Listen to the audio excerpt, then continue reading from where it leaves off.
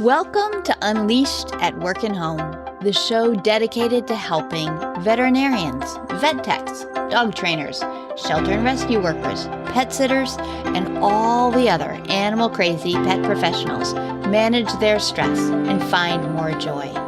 I'm your host, Colleen Pilar, and I'm thrilled you're here with us today. Make sure you hit the subscribe button on your favorite app so that you won't miss a single episode. This episode is brought to you by our free community, the Circle of Resilient and Thriving Pet Professionals. If you like the ideas shared here, then you're invited to continue the conversation with other lifelong learners in the community. You can find out more at colleenpilar.com. It's the perfect place for you to learn cool stuff, feel good, and take action to create the life you love. Come join us. Welcome back to Unleashed at Work and Home. My guest today is Susan Marett of Purely Positive. Thanks so much for joining me today, Susan. Thanks for having me. I'm excited to talk to you today. You shared a poem with us, but we're going to wait to that till later. But I always like to ask people to share words. And it's interesting to me that some people have just like a word that is meaningful to them. And some people have whole breadth of piece. And you've shared, it's not a long poem, but a whole piece of something, which has intrigued me. So with that little teaser, I'm just going to make everyone wait and and start with, can you tell us a little bit about the work you're currently doing? What kind of pet professional are you, and what's your life like? Yes. So I have been a professional trainer since 1997.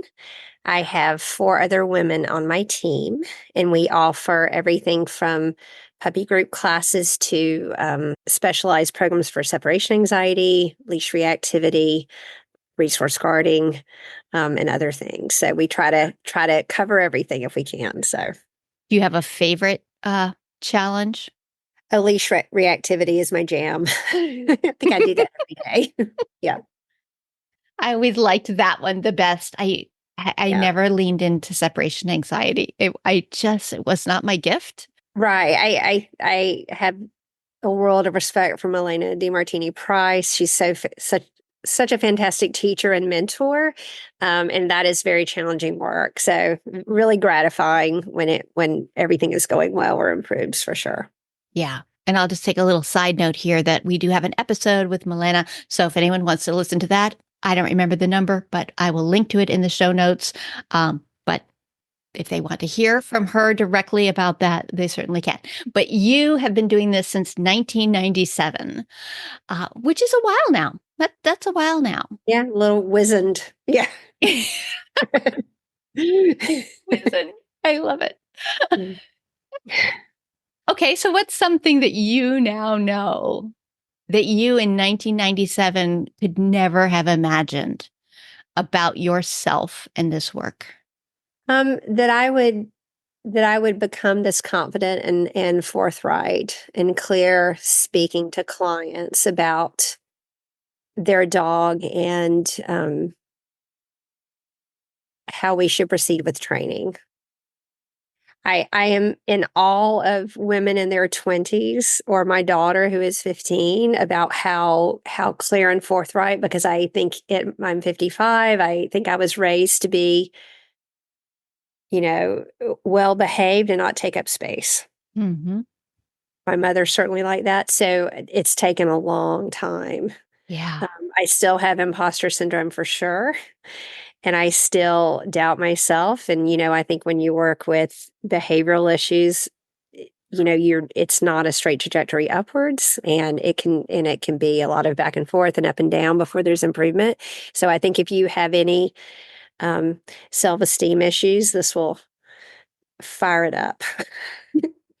Fire it up nicely. So yeah, but I think I can stand very tall and steadily now working with clients. And I have a lot of confidence about resolving problems. I love that. Mm. I love that. Confident, clear, and forthright are the words you used right there. And like, if that is the gift that that we could give others, that would be so extraordinary for each person to be able to stand in his or her own knowledge and be confident, clear, and forthright about this is true for me and my experience, and this is what I believe, and this is what I think is the right thing to do. And um, yeah, me in 1997 didn't have any of that. Uh, No. and me in 2024 is much, much better, but still a work in progress. Oh, yeah, Uh, for sure. Absolutely. Yeah. Yeah. Like I said, still with imposter syndrome, still struggling, but better, but definitely better, you know? yeah, and that's what matters. The but better, definitely Mhm. better piece. So better in what way? Um, take up my damn space in the room. um, explain why and explain it kindly, diplomatically, but explain fully why we're handling a particular issue in a way. Um, having the capacity to read the room and Hmm. understand, which is something I tell some of the younger women working with me a lot, is that you've got to read the room. You've got to know who you're talking to. And but yeah, being able to gauge people, I think, really well.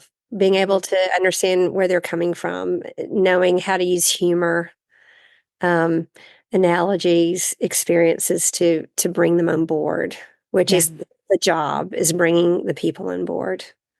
Yeah, it really is. Yeah, And that's the and that's job. a very different stance than convincing them. Like bringing someone on board is a teamwork kind of piece of like Right, we are welcoming you in, we're helping you, we're bringing you on board. right, And so often the conversations feel oppositional of like you're wrong and I need to clarify for you why you're wrong. But right. no, more, I want to bring you on board here to here's what we know and here's what's going to help and here's and taking up space. That's such an interesting concept because you're right. Most of us were not raised to take up any space at all. And in fact, praised for being as accommodating and malleable as possible. Right. And we got really, really good at it, being tiny little unnoticed and agreeable creatures. And that was difficult in so many ways. And now you're more comfortable taking up space. What is something that you notice within you that tells you that you take up space and that it's okay for you to do that?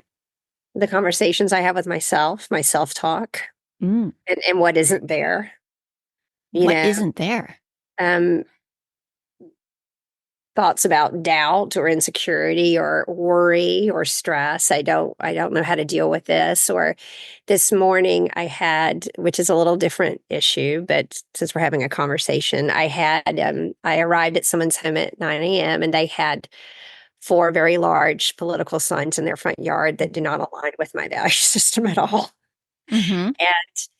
And and I knew from talking to this gentleman that it was going to be, where he was coming from. He has a wolf hybrid. There's a lot of things that you could set yourself up to have a bit of attitude about, or a bit of concern about, or Mm-hmm. you could be creating a story, which is the worst thing to do, I think, is create a story about um, an animal or a person or a family. And I had a lovely session with him because I've had part of that experience. I've had difficult situations with people before that I didn't think I had a lot in common with. And you can find someone to like about just about everyone. Yeah. And you all have shared experiences. It doesn't Mm-hmm. matter what your belief system is. Mm-hmm. There's some way to like connect with that person and work with them always. And the more we can find those areas of common ground, the sooner and more easily we'll be able to solve some of these big issues and divides we're having because Right. we are kind of siloing at the moment where, well, Mhm. I'm just not going to talk to people I don't agree with about everything, except for there's actually no one that I agree with about everything. So I can't talk to anyone about anything ever. Right. Oh, dear. Right. Um, Right. so, yeah. Right. That's a maturity thing, right? Is like having experience in life and in my profession, Mhm. and being, yeah, just acting from experience. Mhm. This is going to be a great session. having that mindset and going in that way. Yeah. And knowing that the brain does make up stories and that it's easy to do so, and to just catch yourself when you're like, oh, immediately my brain popped into that this might not be good. And then you can like, no, actually, that doesn't, that is one way to look at this information, but it's not the only way. Right. And to broaden your view right there gives you so much more choice. Hmm. The ideas of being able to speak up about what matters, and to take up space, they come up in coaching conversations all the time. People having difficulty, when they know there's something that they really want to say or do, or a boundary they want to hold, something like that. And it just feels like, but everyone will hate me. Hmm. And I think in life, we have over the years enough experiences where we realize that there will be waves for sure at times over things, but it's pretty rare for any of us to have the experience that everyone actually hates us for whatever it was that we felt strongly enough about. Like people aren't running around doing awful things impassioned. They're saying like, I don't want to do this activity, or, hang out with that person or whatever. But that that idea of like taking up space and being willing to say, this is what's true for me and this is important to me, and being sort of confident, clear, and forthright about it, it's not that easy, but it almost always pays off. Has that, at least in my experience, has that been your experience where when you gave yourself permission to take up space, it didn't turn out that everyone hated you? And when you gave permission to speak your mind, it didn't turn out that everyone hated you? Or is that just my experience? It always turned out well. And I think people are going to respect you because of the manner in which you present your argument or feelings Mm-hmm. or facts, um, even if they vehemently disagree with them. I think Mm-hmm. they're not going to have a good feeling after working with you if you are confrontational or argumentative or exasperated, Mm-hmm. which all of us are occasionally, right? All of us are Exasperated occasionally. occasionally, yes. So, but I don't know. I think if you're kindly, calmly, quietly presenting your feelings, I don't know if I love the word feelings, but I mean, of course, it would be crazy to say we don't have feelings about how we train dogs. We have feelings about them, or we wouldn't choose those methods. Mm-hmm. So, but if we present our opinion and our expertise about why we're doing something the way we're doing it, then then I think people do respect that. Even if they decide not to work with you ultimately, I think they respect that. Mm-hmm. And I have questions about tools all the time. This morning I was presented with the fact that someone he said, "What do you think what do you think about me bopping this dog on the nose for this behavior?" Mm-hmm. A younger person or an inexperienced person might really get lit up by that, right? And start and immediately jump on that. But I just sidestepped it, sidestepped and presented some other things to do, and those and I'll keep working, leaning into that the more I Mm-hmm. work with them. That's an easy example, but there's so many, aren't there? Yeah. And the fact is that you are getting to continue to work with him. So you'll Exactly. have time and space to have deeper conversations, or even just nuances on the same information as things go Exactly. on. Exactly. Did you always want to be a dog trainer? I I did not. I I majored in English and film in college. I did some graduate school in classical studies, and then I decided to go to culinary school, which I finished in Portland, Oregon. And then when I moved back to the East Coast, I took my first puppy that I had as an adult to a puppy class, and I had an epiphany, and that was it. That was just it. And Really? so I dropped everything else. Mhm. Done. I can't really explain that, but I feel very fortunate that I found something that I was really passionate about, Yeah. and I feel like it's taken good care of me as well. Like, through so many ups and downs in personal life, I as I've told my children, this is my first baby, you know, and it's taken really good care of me, and it's been what I've turned to when things are not easy Mhm. personally. This is my first baby. Love that. How many other babies do you have? Have you had? I have two children, Alabachu and Tazib. They are Ethiopian. They have Ethiopian names, so they are not Ethiopian now per se, but they're Ethiopian American. But they were adopted at 6 and at 3. Awesome. Yeah, Albachi and Tazip. Is that what you said? Alabachu, Alabachu, Alabachu and Tazib. Tazip. Beautiful. Good job. Yeah. Thank you. Okay, so well, English and film to culinary school to dog training. How long between culinary school and dog training? Did you have a culinary career, or did you do culinary school and then moved and I think I had about 4 years as a chef after culinary school. I didn't, interestingly, I'm such an introvert, and I know when we had a conversation before, the word I kept going back to was silence, right? And Mhm. I need that in my life so much, but I strangely found that being in a kitchen and being somewhat isolated was not great for me. Mm. And I definitely have to recharge. I think some days I knock on 7 new doors and go and do 7 in-home training sessions with people, and it really, especially Yeah. as I get older, it really takes it out of me. Yeah. Um, but I wasn't really happy working in an isolated way in a kitchen with the same people. So, I talked to my daughter a lot about college and career, and she has a very set idea that she must choose one thing and she must follow that path and she Mhm. can't deviate from it. And I'm like, look at your mom.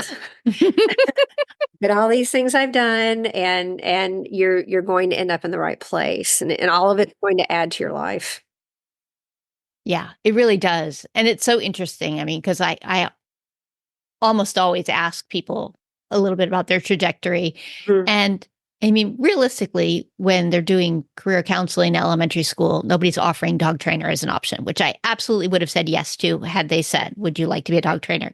Fourth grade me would have been, yes, please, and probably not changed her mind.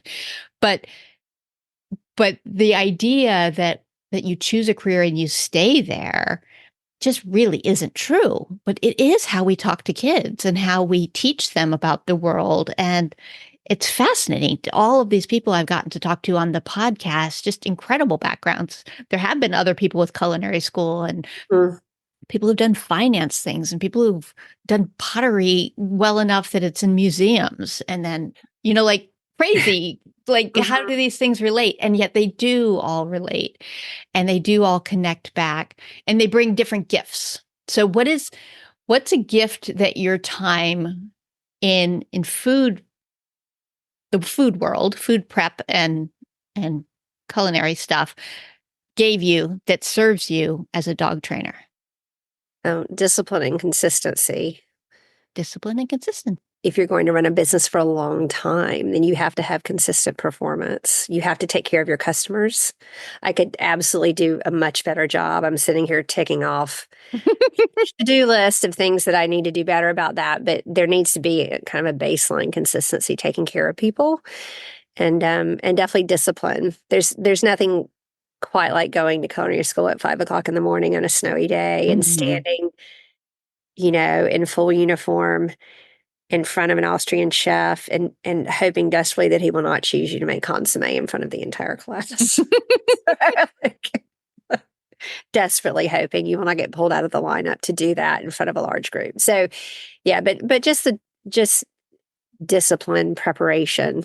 I mean, definitely, worked on that going through culinary school and working in a kitchen. Yep. So there you go. And you tell your daughter, like you'll get gifts from Yeah. every experience that you carry forward Yeah. and bring into the next Yeah. phase and the next thing. It is really fascinating how Yeah. it all seems to fit when we look back at it, but can feel like huge pivots in the moment that and also surprising that previous me never imagined future me would do this kind of thing. Right. But those things, it's very interesting how that connects for people. So you do dogs, but I also know you're really interested in parrots, birds. So can you tell me about that? Did you just love training dogs and also wanted to train birds, or? I am studying for my falconry to gain my falconry apprenticeship, so I can do that. That's one process, and from working towards that, I became interested in parrots. And what's really drawn me to study parrots and work with Pamela Clark, and I'm so lucky to have her, is I think the great need for more help for people with parrot behavior, Mhm. and the poverty of material. And there are some great people in the field for sure. I just wish that there were more. But there's an immense amount of suffering in the pet parrot world, an immense amount. And so I really just want to put my efforts and energy into working towards my certifications and to add that into my wheelhouse so I can do that as well. And it's a steep learning curve, I'm finding. You're sort of going from predators to prey animals, right? It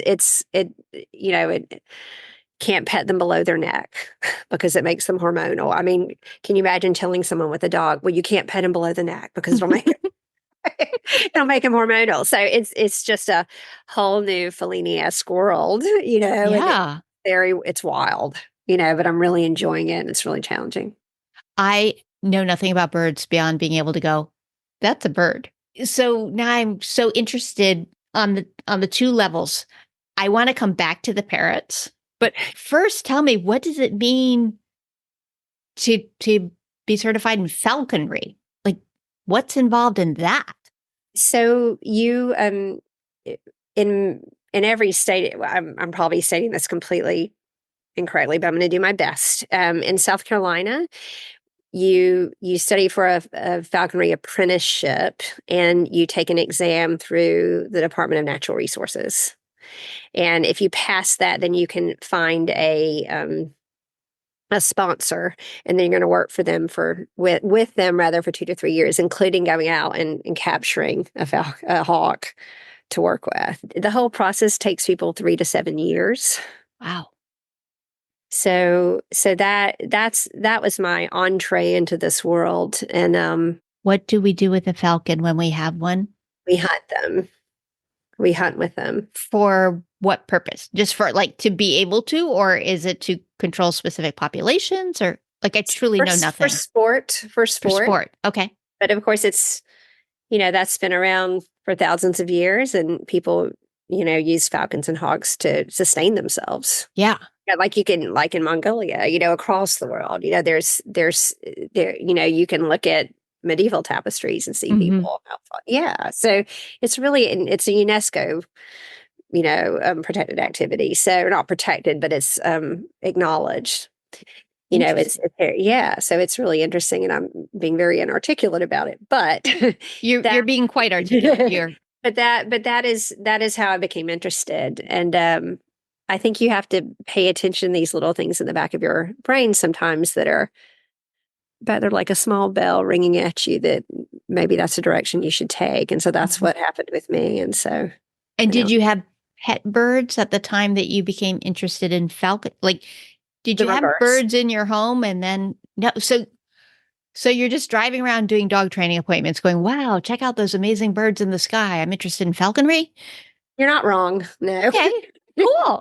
you're probably not wrong.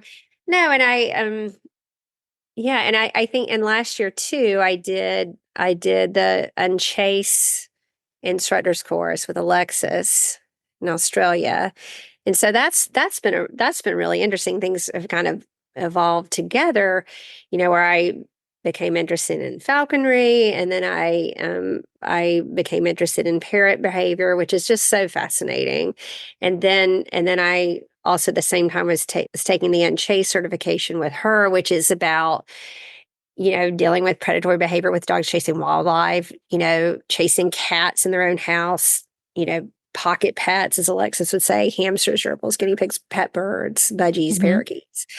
And so I feel like I'm learning a lot. I'm in an Oh interesting, yeah, and it's evolved really nicely. yeah, it's very cool, and Yeah. I'm learning a lot at this basic level because really I don't know anything about any of that. It's fascinating. And so do you have in your own home now pet birds? Are there birds in your home? I do. I have an African gray Congo parrot named Athens. He was originally Athena, but it's very hard to sex birds without blood tests. So they often go through life with a different name than you might have started with. But he's now Athens. He's a male. And then I have an African gray Timna, who is Iris is a different species altogether, but she's a little bit smaller. And they're talking a lot right now. I hope you can't hear them. They're talking a lot. So, but if they were in the room with me, you'd see them buzzing me pretty much all the time. But they're so interesting. I love them to pieces, and it's a very different relationship with a dog. I mean, for example, a lot of people can't touch their birds at all, and again, it I think on a daily basis about the allowances we don't give dogs and the allowance we make for parrots. Not that there isn't a tremendous amount of abuse in that world and misunderstanding, but I can't imagine a client being like, well, okay, well, I won't touch my dog. I won't touch them. It's going to take us 6 months to trim their nails or maybe be able to put a leash on their, collar, but that's cool. I won't touch them. I mean, we wouldn't even consider that. And it's not fair. Yeah, it's amazing. Yeah. I used in seminars and stuff, I used to talk about how we have such high expectation for dogs because like if I walked into your house and I scooped up your dog and gave it a big kiss on the nose and it nipped me on the nose and there'd be like, oh, what a bad dog. But if I walked into your house and scooped up your cat and kissed it on the nose and it bit me, everyone would be like, what did you do that to a cat for? Like, you don't know that cat. And there's this kind of like, of course dogs will understand that I meant that lovingly. Well, why? Why is that an of course kind of statement? But dogs are awesome and they meet us well over halfway. And it's really nice when we can know that they're doing that and try to shorten that a little bit for them, however we can. Yeah, so much more than halfway. So much more. And it's nothing for me to be cleaning a cage like this morning and I see Athens coming down the cage at me like a missile, sort of like in a spicy mood, and I need to get out of his way. He does a little bit of bluffing, and of course I'm working with him, but he was adopted in October, so it's going to take some time. Yeah. So just a logistics question I'm curious about when you're doing clients in the parrot world, are you anticipating separate websites, totally different marketing materials? I think so. Yeah. It's an interesting because I know a lot of people who have a cat and dog site combined and then separate and there are pros and cons of each. Yeah. But birds are so unique in their, I don't know, in the experience of birds is very different. It's super cool. Yeah. And I love that it just kind of came to you. Kind of the same way dog training did, like falconry, like just like it had to happen, like, oh, okay. And then here you are actively, deeply pursuing education on this subject. What's so fascinating to me about pet professionals in general is we are education junkies.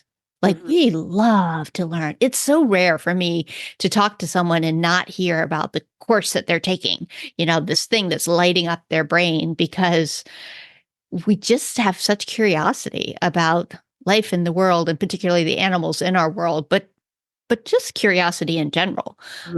It's a really cool trait. And I think that's a trait that I didn't appreciate when I was younger of how valuable it is to just be curious and eager to learn, not to fill a hole, which I do think for a long time my learning was I was trying to be good enough at things, like learn enough and then it would be okay. But learning because it lights me up and fills me up is a different feeling. And it's super fun. And that's what I'm hearing when I'm asking you these total rookie questions about birds. Like, what does that even mean? What do you do with it? I will not be able to state it, but I love the quote from The Once and Future King written by TBY, and I believe it's Merlin talking to Arthur. And he basically says the only cure for real sadness is to learn something new. Mm. And it does, it does hold up. I Hmm. think it's a salve for a lot of problems. Um, Learning something new. I am not familiar with that. That's so interesting. What an interesting idea. Yeah, it is such a wonderful idea, Yeah. and it helps. That's really cool. It's got my brain kind of buzzing. I'll definitely be checking after. Okay. So, yeah, would you like to hear it? Oh, if you have it, yes. Okay, I do now. Okay. The best thing for being sad, replied Merlin, beginning to puff and blow, is to learn something. That's the only thing that never fails. You may grow old and trembling in your anatomies. You may lie awake at night listening to the disorder of your veins.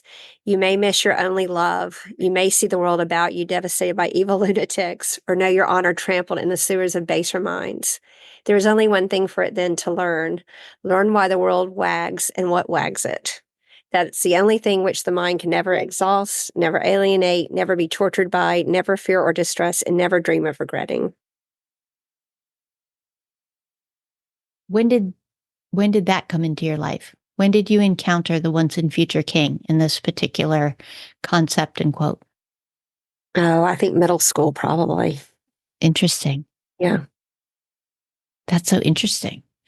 Um, well, I'd love to ask questions about that, but I also have these other words that you shared that I want to ask questions about, and they're both really interesting because they're about um, sort of a comfort within oneself. So let's go here. So you shared this short poem from Derek Walcott, Mhm. and the poem is: "The time will come when with elation you will greet yourself arriving at your own door, in your own mirror, and each will smile at the other's welcome and say, 'Sit here, eat.' You will love again the stranger who was yourself." And I also was not familiar with this one, and I love this too. So tell me more about this. Oh, it's so nice, isn't it? It's really beautiful. Eric Walcott is such a fantastic poet. So, um, I think it's very cliched to hear and read and say, "Well, you just have to love yourself." Mhm.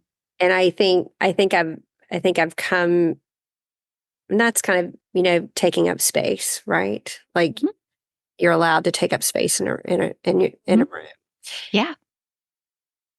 And I think it was really not until this year, and it's really because of just some difficulty in my personal life. It's like okay, I can take up space. I can trust myself. I'm here for myself, and I don't know of a better way to explain it. I think that poem is about as good as it gets. That Mhm. you can come to it, Mhm. um, but I don't think you can read that or read silly things on social media about that. I think you have to experience it. Yeah. I really do. I think you have to come to it fully yourself. Yeah, I agree. And I think it comes in little snippets Mhm, for a lot of people, like where we have it and we lose it, and we have it and we lose it. mm, And this piece here where, you greet yourself arriving at your own door in your own mirror, that can happen a mhm, number of times. That you can continue to greet yourself with elation. mhm, Like, oh, that's me. Oh, mhm, that's me. Yay. And you will love again the stranger who was yourself. I think learning about ourselves is the most powerful and important thing we can do. And it's so funny that this concept feels selfish or self-indulgent or like me, but really it's a real understanding of ourselves allows for so much more to be given, so much more to be done. Where did you discover this? Do you recall this poem? I think I read it. I was in Kenya for a year abroad. in college. I think I probably read it in a literature class because he is a Caribbean poet, I believe. Um, I'll have to look that up too, and I should know because I sent it to you, but it's one of my favorite works. So, but yeah, I think I read it. I think I read it in college. Yeah. So he's from St. Lucia, or was from St. Lucia. He's no longer with us, unfortunately. So So you've been a deep thinker forever then, because Merlin was speaking to you before that. And then in college, Derek Walcott showed up in your life, and both of these have stayed with you. they've stayed with me. I don't know how deep of a thinker I have been consistently, but they've stayed with me for sure. They've stayed with Yeah. you. Yeah. What is a gift that you have as a result of either of these?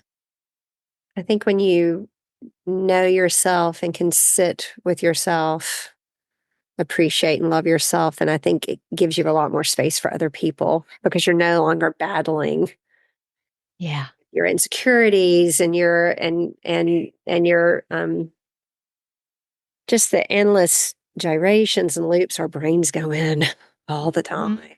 You know, I like the word. I had a lot of years of doing yoga. There's a Sanskrit word called samskara, and in it means a groove of thinking, repetitive thought. Mm, And I like it because it sounds so much like scar to me. yeah, And we literally have grooves in our brains from repetitive thoughts, right? It's absolutely. and so yeah, I think when you can get rid of a lot of that, self-talk that's negative, then you can create space for a lot more people. I think that's Mhm. certainly a gift. Mhm. What's popping for me as you say that is that each of these quotes that you shared is about shifting the groove in your brain. The learning something new Mhm. creates a different Yeah. neural pathway, and greeting yourself arriving. Like Yeah. there's a recognition, a moment to change, a startling effect of that, of like, oh, and that's changing a neural pathway as well, which is super cool. In my nerdy little brain, I love that. Well, English majors, yeah. What are we gonna do except quote stuff? Yeah, yeah, really cool. Well, this has been so fun. I really enjoyed talking to you, and we could talk a lot longer, but I'm going to bring us to a close here. So, if people wanted to learn more about you and your work, how could they do that? They could find me online at purelypositive.com. I'm on Instagram, LinkedIn. you know. Yeah, but you can find me online, find me on Facebook for sure. And happy to chat. Great. I will link all that up in the show notes so that people can find you. Okay. Thank you so much for talking with me today and teaching me and sharing your ideas. It was so fun. Thank you. Thanks so much for having me. Thanks for listening to Unleashed at Work and Home.